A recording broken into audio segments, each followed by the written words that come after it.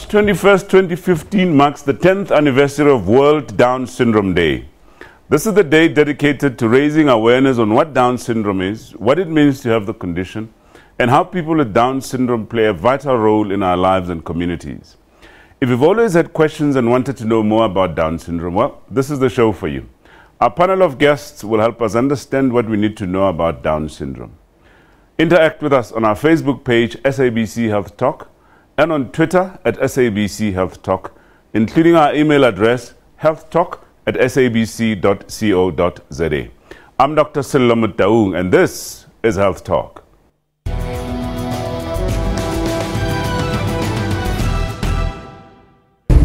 Started about 11 years ago. Yes, on the 14th of July 1999, this little guy was born, and we didn't know then that we had a little boy with Down syndrome. I was laying in my hospital bed and I was thinking, will my son be able to talk? Will my son be able to just say, I love you, mommy? Those were my concerns.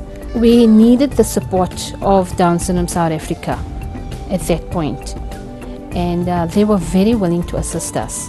Down Syndrome South Africa is a parent organization, and very few people with disabilities or different abilities have a supportive parenting organization.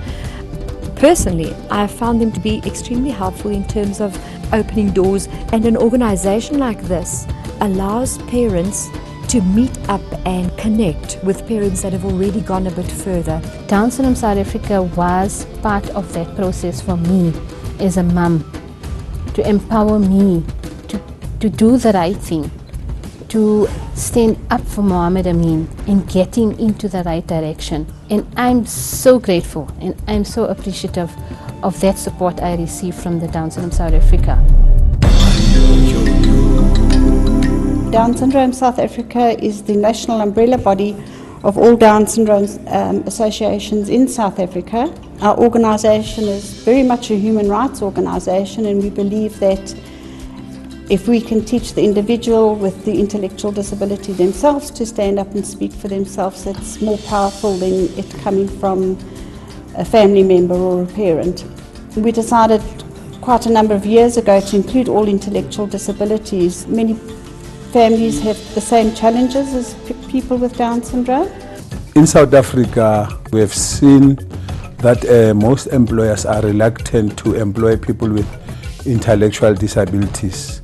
The real challenge is to conscientize society and employers about the importance of employing people with disabilities. Down syndrome is said to be a genetic disorder that has typical features and affects people in different ways. Now let's understand a little more about Down syndrome from our guests. We have a panel of special guests today. First up is Professor Lorna Jacqueline. Professor Jacqueline is a neurodevelopmental pediatrician based at Wits University. Next to her is Ms. Tenjue Ndebele, who is chairperson of the Down Syndrome Self-Advocacy Group, somebody who herself has Down syndrome. And next to her is her proud mom, Ms. Sizagele Ndebele. Welcome to Health Talk, ladies. Thank you. Let's start with you, Prof. What is this Down syndrome? It's a genetic condition, and it's called trisomy 21. Yeah. So in the initial formation of the baby, the chromosomes don't divide as they should, so that the child who gets Down syndrome has got an extra chromosome. Okay, so it's something that goes wrong during development of a baby in pregnancy.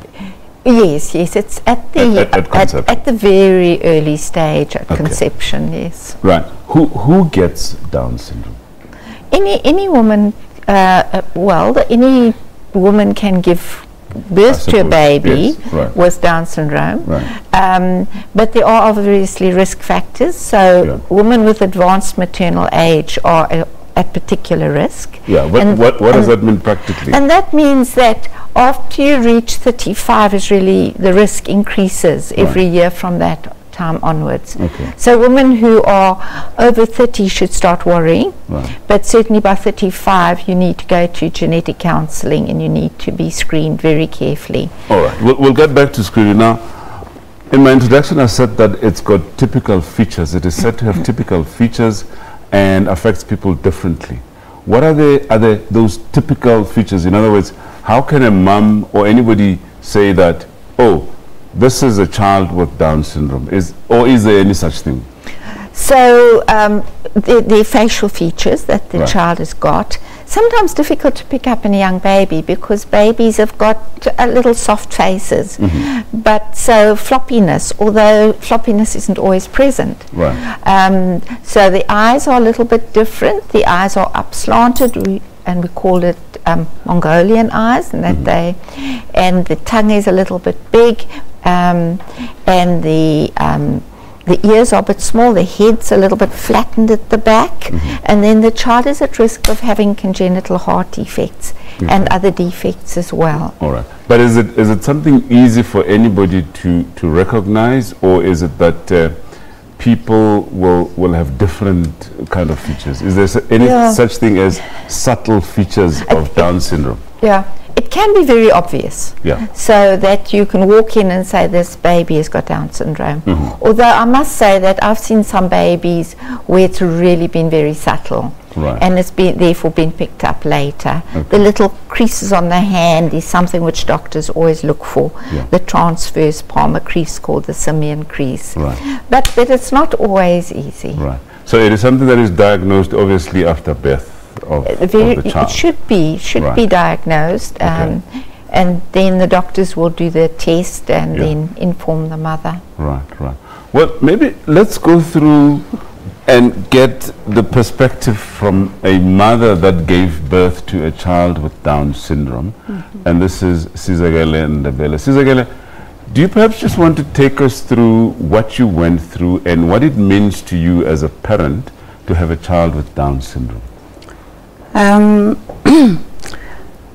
It was a long time ago. It was in 1989. So then I was young and I was not exposed to it in whatever manner. So when I gave birth to her, she was not diagnosed at birth. If you don't mind asking, you say that you were young. How old were you? If you don't mind does a woman have to tell? All right. Okay. But maybe let's just pause there, because you were saying the risk factors are an older woman over the age of 35, and she was certainly less than 35 then. So are we saying that it is possible for young mothers to have Yes, and in developed countries it's mainly young mothers, because older women are all screened. It's only in this country that our antenatal clinics don't always warn mothers, and therefore the screening's not happening. All right. Sorry for deviating a little bit. That's fine. But carry on, So when like after a year, then I discovered that some features, like she was not behaving like a normal 1-year-old baby. So that's when I took her back to the pediatrician. I said, no, look, she is not like behaving like a typical baby would. I mean, I've got friends who've got babies, so I know exactly what I'm talking about. Then he started saying, no, let's do tests, but I suspect that she's got Down syndrome. And then, it's all started there. And one of the, there was a long process, and one of the main thing was that we had to go for counseling at TMI, and Dr. Jacqueline here was my counselor, coincidentally. What a coincidence, huh? Coincidentally. But emotionally, I mean, what then as a parent do you go through? You go through a lot. Number one, when I came home with the baby, my mother-in-law says, it can't be possible. And after the diagnosis, she said, no, it can't be possible. We all said, nah, there must be a mistake of some sort. We'll wait for the blood tests. And it just says, no, I did learn about this when I was doing biology. Could it be possible? You know, all those things run through your mind. And what are the chances? And then you start investigating. Then we didn't have internet. So we investigate using either people or people who've been exposed to it, or books or whatever, going to the library and all that. Then there was this clause that only after the age of 35 now, people, like mainly people after the age of 35, me and my husband, then we were young and we were not that old, and we just couldn't understand why us. That's what gets to your mind. What else? She's 25 years old today. Yes, she doesn't mind me saying that. Just tell us about, her upbringing. Did she go to a special school? She first went to a creche in Spruitview. We used to say Spruitview. She went to a creche, the greenhouse creche in Spruitview. And then when she was 2.5 to 3, we moved her to a creche called Sunshine Center. Right.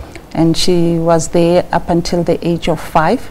And then when she was 6, she started at Casa do Sol Specialized School in Linden. Yeah, she's been there. Yeah. And now she's a normal a person who's quite active in society, and she's now chairperson of the Down Syndrome Self-Advocacy Group. Well, let's get it from here. I believe that, Tenjiwe, you've been going all over the place now. Last year, you even went to the United Nations to deliver a speech on Down syndrome. Tell us about yourself.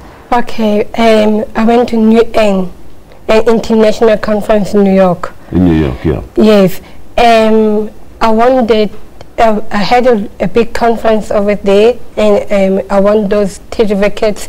I'll have to show you right now. Sure. Let's have a look. Oh, is that the certificate you are awarded with? I wonder if the camera can just zoom in there so we can have a look. All right, so health and well-being. Okay, all right.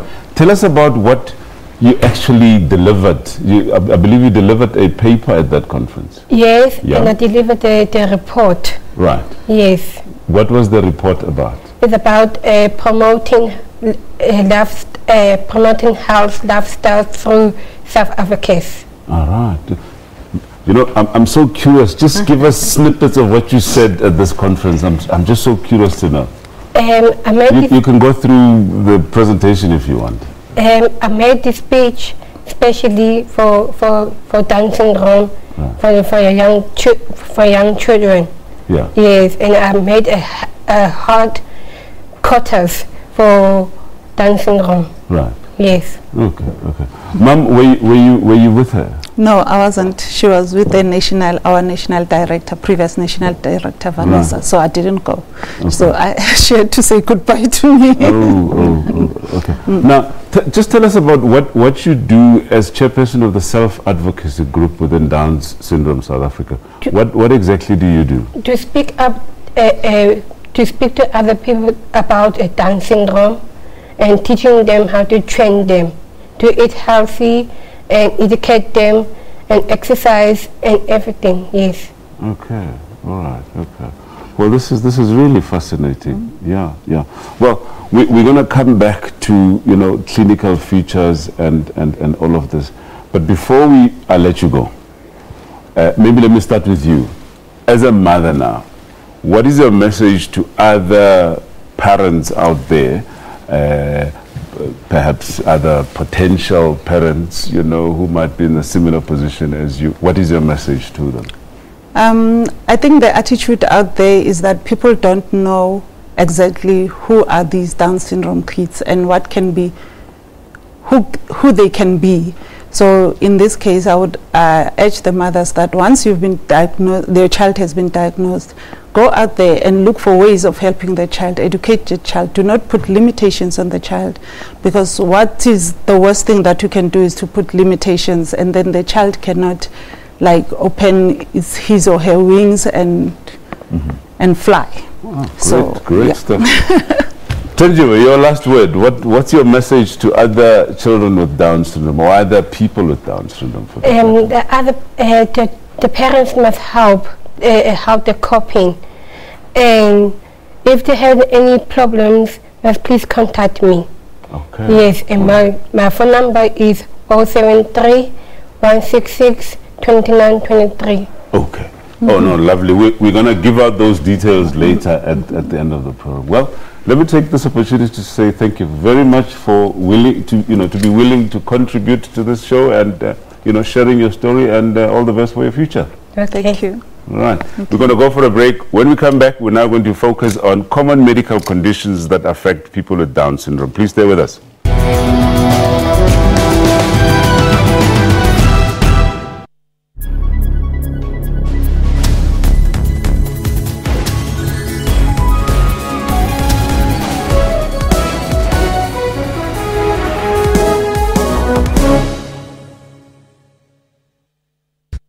issue of Evoke magazine at sabcevoke.co.za or download the app on iOS or Android and immerse yourself in our world.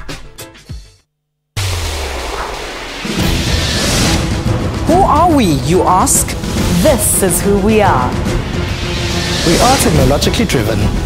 We are unashamedly Afrocentric. We advise you not only on legal matters, but on health issues as well. We bring imagination to life. We celebrate arts and culture and lifestyle. We tackle life challenges head on. We dig deep. We probe. We question. We invite you to take a view from our house, as we tell it without fear, separating fiction from factual. We are the SABC News Channel. All news, all global, all the time.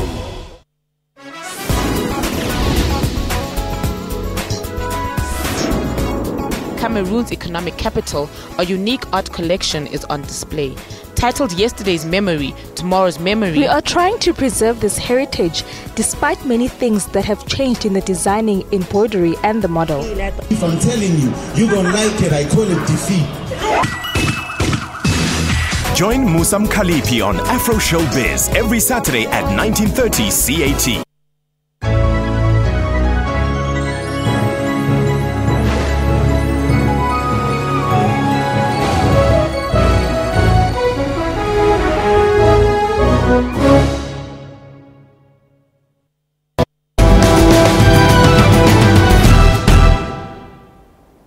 Welcome back. Now, children with Down syndrome can thrive from an early age and remain in good health throughout childhood. However, children with this condition are said to be generally at an increased risk of some congenital abnormalities and a wide range of treatable medical problems. Our guest, Prof. Lorna Jacqueline, will enlighten us a little more on what these common conditions are. Prof, we had a fascinating discussion. I mean, listening to the child with Down syndrome and her mom, of course, was quite enlightening. Now, we spoke a little bit about the common features. Now, let's talk now about those common medical conditions that can affect these children. Perhaps starting at an early age. Yes. So it's really important that these children are seen by a doctor, because as a young baby they need to be checked thoroughly. Starting at the, you can recognize the facial features, but specifically looking at the eyes, because these children can have cataracts. Okay. There's an increased risk, which is important to intervene. They're at risk of increased ear infections, so they... Just staying on the eyes a little bit, you mentioned cataracts, but do they have other visual problems? Yes, so Tengidio was wearing glasses, so the visual acuity can be, so they can get squints. Right. Squints are very common with these children, right. So their visual acuity has to be checked. Okay. So if one notices a squint, obviously they must go to an optometrist, an ophthalmologist, and be checked out. Right. But just really we look in the eyes to check that they haven't got cataracts, because again that's treatable. Okay. And then you're saying about something about hearing. They can have defective hearing. They're at risk for upper airway obstruction, and they get ear infection as a consequence of that. Okay. So, and that's something that must be checked immediately. All babies should have a hearing test, but these babies specifically. And then throughout life, because that risk remains throughout life. Okay. And these children do have difficulty with speaking. So you won't know whether the speech defect is because they got Down syndrome or because they're not hearing. So it's got to be monitored very carefully. How common is cleft palate on these children? Not a particularly high risk. Right. Can't remember seeing any actually. All right. But then the thyroid gland is really very important to check that out, because again these children are floppy, they're small, and you're not going to pick up hypothyroidism, which is increased risk amongst these children. So that's something we do immediately on every child, and then we monitor it annually as well. So seeing the doctor once a year is really what's required with these children as babies. Looking at the musculoskeletal, system now, I mean, development. the mother was taking us through, you know, her early years, she mentioned that the child wasn't growing as normally as, you know, would be expected for a child that age. Do they have developmental delays? So the cerebellum, which is part of the brain, in these children is underdeveloped, which is why they're floppy and they're poorly coordinated. And their motor milestones, their head control, therefore sitting, crawling, etc., walking, will all be delayed. And many of these children actually never crawl, and because they're floppy or the low tone, they tend to bottom shuffle rather than crawl. So most of them don't crawl, they actually bottom shuffle and then walk. So they've got a different pattern of development as well. And clumsiness is something that stays with many of them. Forever. You know, and I say that not every child is the same. They're all different. They're all different little individuals. Well, again, talking about development, Sizakele mentioned that she had to go to a special school. Do all of them go to a special school, or do they have, or perhaps put differently, do all of them have learning difficulties? They all have learning difficulties, but it's very variable. So I've had little patients that have actually gone to mainstream, at least for primary school, and then high school they've gone into a more special needs type of schooling. But so it's very variable, from being quite high functioning to be severely intellectually impaired. So you can have associated problems. You can have epilepsy as part of the problem. You can have behavioral problems. You can have ADHD. So in addition, you can have autism in these children. So in addition to having Down syndrome, they're at risk for having other types of disabilities. Now, we're told that they are at great risk of developing cardiac or heart abnormalities. Yes, so they don't develop it, they're born with it. So as our early screening, every single Down syndrome baby should have an echo. Now obviously if a child, because you can't actually pick up the congenital heart defect, and they tend to be much more severe than in other children. So, and therefore, because it's such a big hole in the heart, it's difficult to diagnose. So if I saw a young baby, the first thing we'd do is an echo. But however, if I saw a child when she was old and presented for the first time, then in fact you'd be able to listen to the heart and probably screen it out by just listening to it. But I mean, I have to say that an echo is not something that is easily accessible to a lot of people. So for people out there, I mean, in the rural areas, perhaps, you know, who might have these sort of conditions, it might be a bit of a challenge, isn't it? It is. So at least the doctor listening to the baby would be the first level. At most state hospitals, we can do echoes, the bigger state hospitals. But sure, out in the rural areas, but they need to see their GP, and the GP needs to listen to the child's heart very carefully. Okay. Now, it is said that they also have or as they grow up, you know, there's often issues around their the bone morphology. You know, they have spine problems, and so just take us through some of those common ones. So another risk is the top of the spine, the cervical, the atlantocervical disc, which is right at the top of the neck. So, and this is controversial. Is we used to x-ray the neck in all these children, but the current literature says it doesn't really tell you what's going to happen. So parents again need to be warned that there's a risk for these children. So I have had one child with Down syndrome that came to me and was actually becoming paralyzed because those vertebrae had actually moved, and he had to have urgent surgery. And parents need to know about this. If the child starts becoming weak, having pains in the hands or anything abnormal, they need to actually go to a doctor. It's very uncommon. Do they are they at heightened risk of developing arthritis as they grow older? Not that I've actually been aware of. No, not really. But they are, you know, they are clumsies. But I mean, of course, we're talking about these common medical problems, and I did emphasize that they are treatable. Yes. Your comment on that? Yes, well, the heart is treatable, the thyroid's treatable, you know, if you develop a complication of your spine, it's treatable. So a lot of these things are treatable. These children, these people, are at risk for cancer, they're at high risk for cancer. The other very important condition that parents must be aware of is if they snore at night. The tissues are very soft, and as the child is sleeping, it obstructs, and this can affect the heart. So if parents hear their child snoring at night, they must go to an ENT. Okay. All right, I think it's on that note, let's just go for a quick commercial break, and when we return, we discuss prevention and screening for Down syndrome. Stay with us.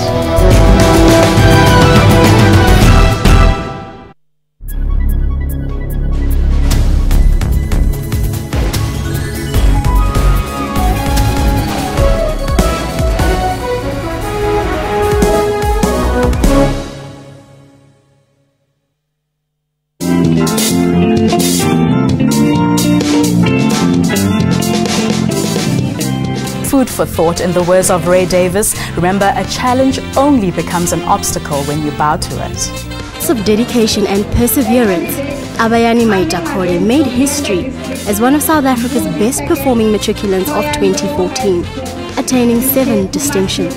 I believe that nothing should stand in your way if you see yourself in the future doing something great. So I just carried on and I never gave up. Though the circumstances I faced were challenging, I love challenges, so I was like, yeah man, bring it on, I can do it. Join me, Refiwe Muiba, on Bophelong, your show about those who take on and conquer life's challenges, every Saturday at 17:30. Nelson Mandela, that was for me having an opportunity to make a film about something he said. He's one of my heroes, and he makes me proud to be African. Mandela spent 27 years in Robben Island and in other jails as a result of his struggle to end apartheid in South Africa before becoming the country's first black president in 1994. So you make movies, like Spielberg? Yeah, I make movies like Spielberg. Join Musam Khalifi on Afro Showbiz every Saturday at 19:30 CAT.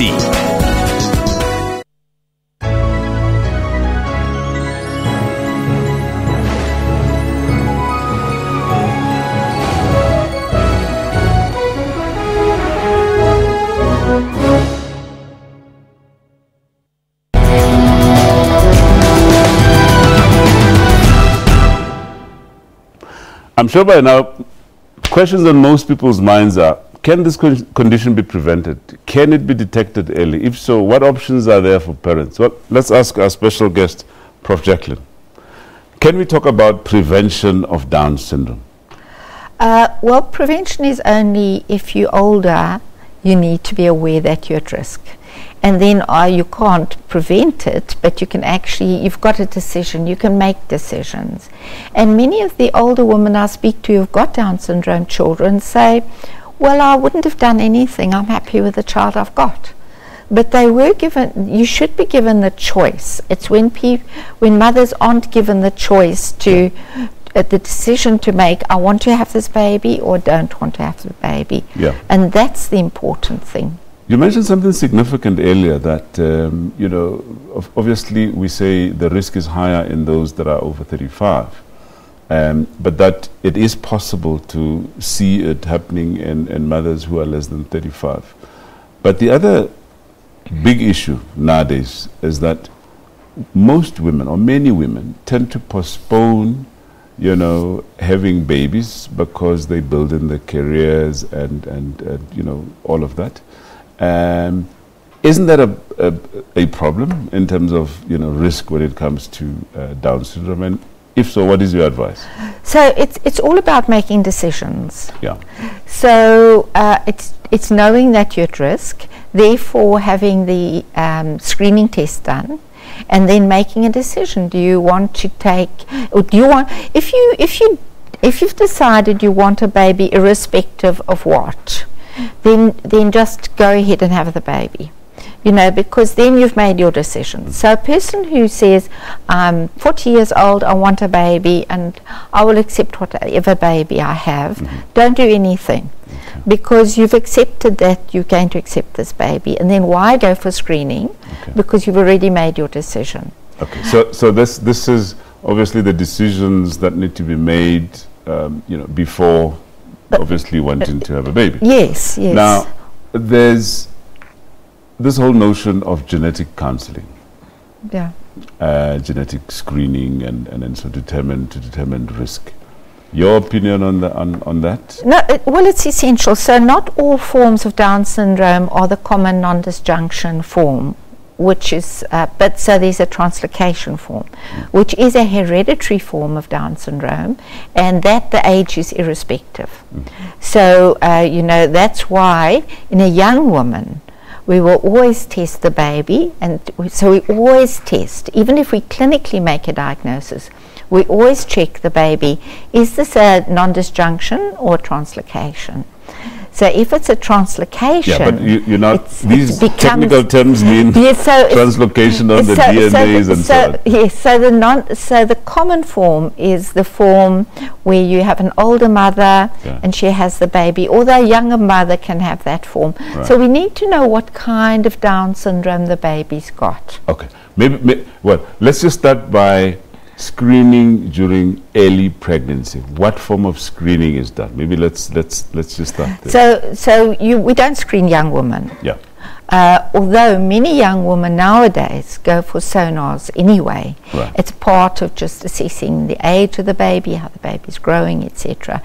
And you could pick up the Down syndrome just on the sonar. The typical findings, there's a fat pad behind the neck, and you know, so you can on the sonar say this baby's got Down syndrome. How reliable is that? Sonars are as good as the person doing them. So yes, very reliable in some hands and not at all in other hands. Yeah. But it is something which is done routinely anyway. Right. In the older woman, you'd be doing blood tests in addition to doing the sonar, and that becomes very reliable. Okay. Now, let's just say then that, you know, those that are at high risk have been screened, and someone at an early stage of pregnancy is told that, you know what, the baby that you're carrying has Down syndrome. What do you as clinicians normally go through, and what options are available in such a situation to the woman? So the important thing is that the mother makes the decision, the family, the mother and her partner make the decision. Is you know now that you've got carrying a Down syndrome baby, do you want to have this baby or do you want a termination? And then termination is a choice. And what is your experience with situations like this? How many mothers opt for termination, and how many percentage-wise, thumbs up? Yeah, and that's you know, I in my chair I always see the mothers who've decided not to, because I'm seeing the children and I'm not involved at that point. See, of course, yes. So, so I can't actually answer that. And I think the important thing that you mentioned there is that options are made available to the parents, and they are the ones that make the decision. Now, in those that then decide to carry on with the pregnancy, what sort of counseling is necessary at that time? So the parents need to know what they're going to be facing, what the child's going to be like, what should be done when the baby's born, so that they know once the baby's born that they need to be seeing a doctor and checking out all the risk factors, that there are long-term implications to having that baby. So just going through the baby's journey, the child's journey, and the journey they're going to be walking with that child. So many of my parents that I see didn't get adequate screening antenatally, but when I speak to them and I say, well, had you been given the choice, what would you have decided? And the vast majority say, I'm very happy with where I am. You know, I'm happy to have this baby. These children are delightful children, and generally They're pleasure and they're joy to their parents. Well, maybe talk about screening. I mean, is it something that is universally accessible to most women in the country, as in, in the public sector antenatal clinics? Yes, well, it would be done but they'd be referred up to a higher centre to have it done. But it's something that is the right of everybody. It's basic health care. Because, I mean, why I'm saying this, you do find especially in rural communities where, I mean, facilities and health facilities, specialized, maybe not even specialized health facilities, are not that adequate, and you do get children born with Down syndrome, and what actually happens is that these children are then hidden, in families because of the stigma issue. We're going to talk about the stigma issue later on, but what should be done to increase availability of screening services in antenatal care? So all women in our country have got access to antenatal care, and this is basic antenatal care. It's that the nurses know this is a high-risk mother, and genetic services are universally available throughout the country. They may well have to refer the mother up to a higher centre, but that needs to be done. The cost of raising a child with Down syndrome and the loss of income to that family, the expense in having a child with Down syndrome far outweighs any screening procedure that would happen. And we're talking about an identifiable community. Yeah. Of course, the other bit is that all pregnant women have to then attend antenatal clinic. Well, let's leave it there for now. We'll get back to that. Okay. Stay tuned, because when we return, we now focus on care and support of people with Down syndrome.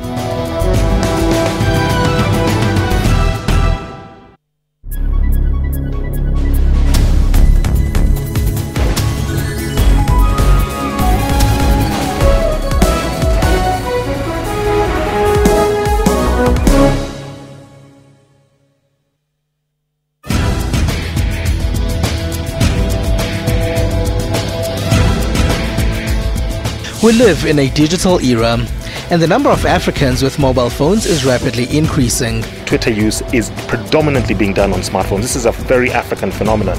Here, there are constantly new innovative ways to make the internet more affordable. With that, we're seeing protests against governments proposing methods to limit access. On Network, we give you information about all of this. We also have new computers, games and robots. Join Siphumelele Zondi on Network every Sunday at 19:30 CAT.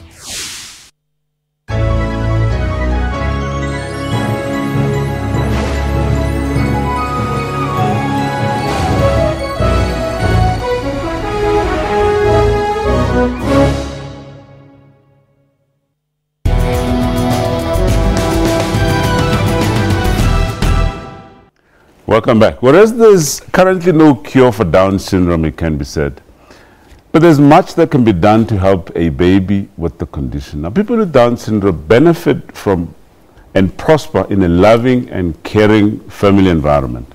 Let's understand what role you can play in providing this loving and caring environment. We have a special guest. Still, we have Prof. Lorna Jacqueline, and we have Tenjiwe back. And we're now joined by Mr. Tabang Chilwane, who's chairperson of Down Syndrome South Africa. Tabang, welcome to Health Talk. Thank you so much. Tell us about Down Syndrome South Africa, first of all. I mean, what do you guys do? Yeah. Well, we primarily aim to advocate for people with Down syndrome, but for people with other conditions as well. Primarily, obviously, would be Down syndrome. Conditions that are what you'd call previously mental diseases, but people with disability, intellectual disability, really. Right. So we try and get people understanding Down syndrome and how to treat people with Down syndrome, and to say that they are first of all people, and they have a condition which they were born with. They did not choose to have it, and it's nobody's fault that they have it. and it's not their parents' fault, nor is it their own fault, and society needs to understand that. But people with Down syndrome bring a lot of benefits to the community. First of all, usually most of them are very jovial people, and in this society where we live in, we need jovial people. We need people who bring joy. But they're not just clowns. They're not actually clowns. They are not at all clowns. They are jovial as in by nature, but they can contribute. I mean, in the world now, in South Africa, for instance, we have a lady who has a degree. She's qualified to be a teacher. She works, and because of her condition, she actually does a lot more international talk than the classroom that she's trained to do. But she has a degree from UCT, so she's not it's not a degree from under the bush somewhere. Internationally, in Madrid, they have a counselor, a political counselor at the municipality. In the US, there's a person running a restaurant that he owns himself, that obviously the parents help to buy it, but he runs it.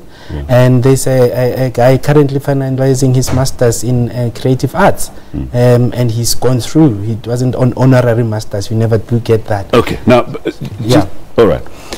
Earlier on, I mentioned that, especially in rural communities, especially where there's not enough awareness, on the condition, children with Down syndrome and other, mental disabilities tend to be hidden away from society because of the stigma issue and the level of awareness and that sort of thing. Now, what is your experience in terms of level of awareness in South African communities?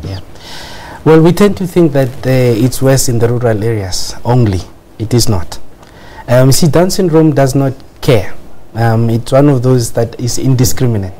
So it doesn't matter what level of income you have. It doesn't matter from which race you come from.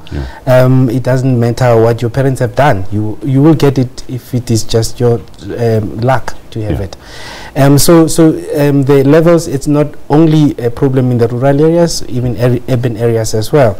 I know a lot of professional parents who hide the fact that they have a child with Down syndrome, because they think, how is the society going to look at me? Indeed, it's a problem, because some medical practitioners don't know how to treat people with a disability, and they don't want to treat people with Down syndrome.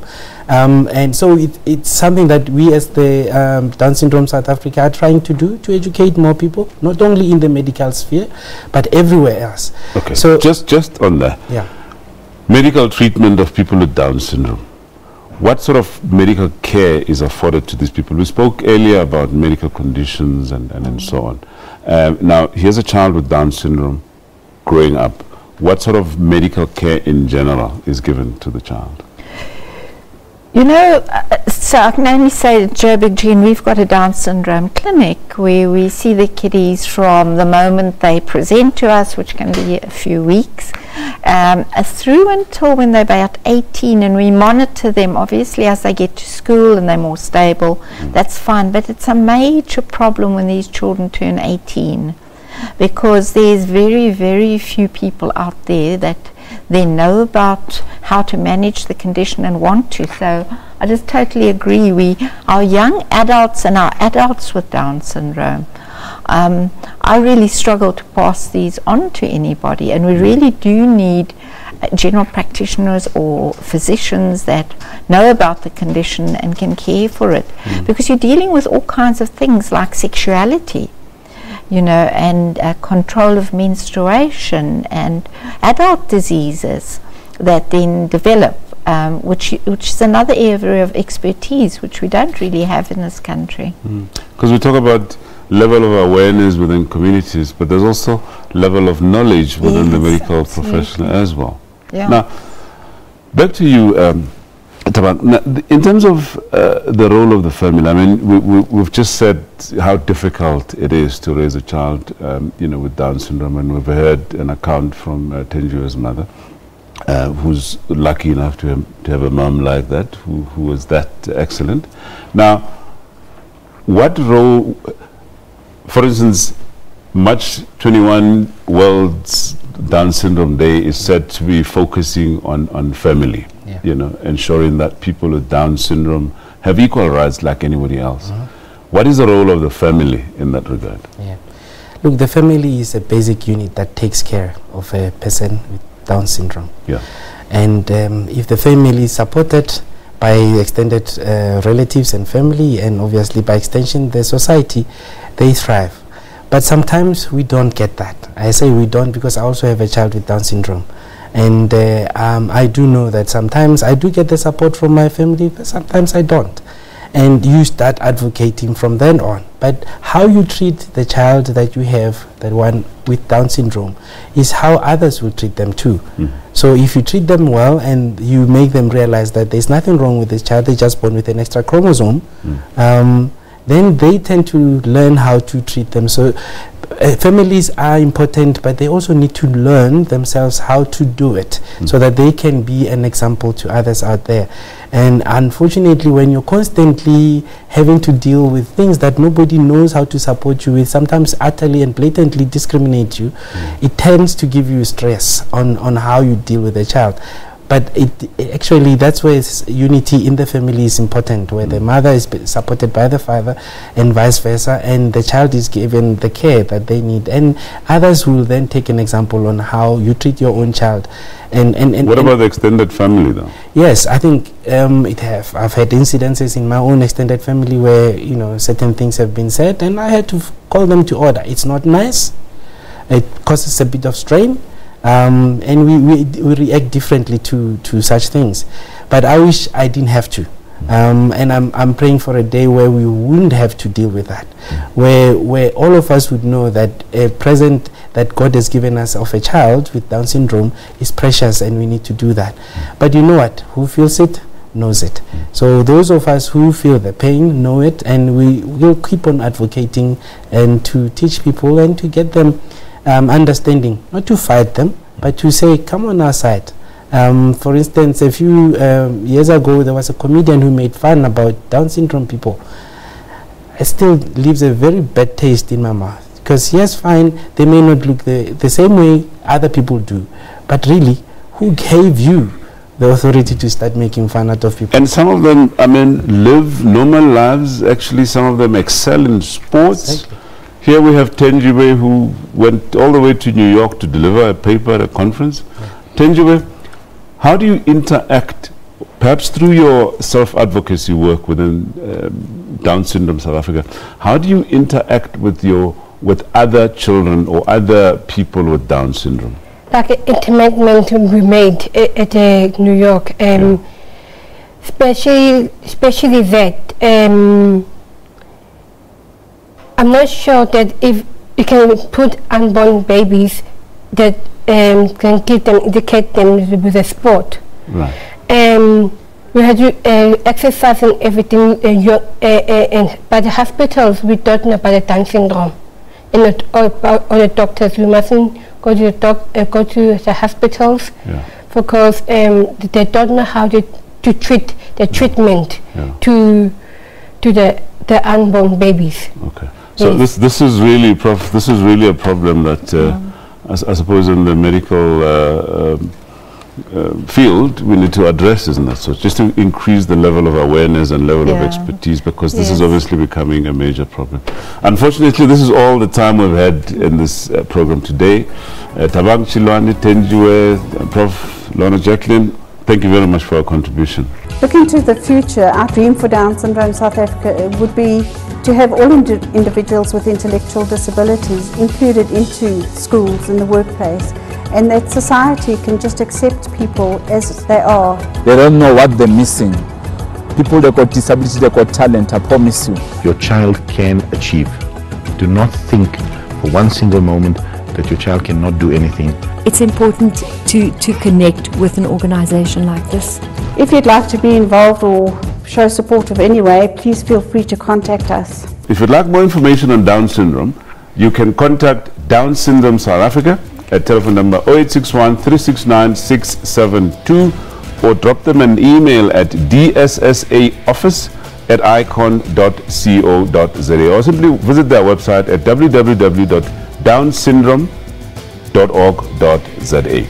Share your views and comments on Facebook by going to SABC Health Talk, and of course like our page. You can also follow us on Twitter SABC Health Talk, and email us at healthtalk@sabc.co.za. So until next week, same time, cheerio. And again, remember, our repeat shows at 2 p.m. and 10 p.m. And of course, if you miss any of the shows, YouTube is still there. Thank you.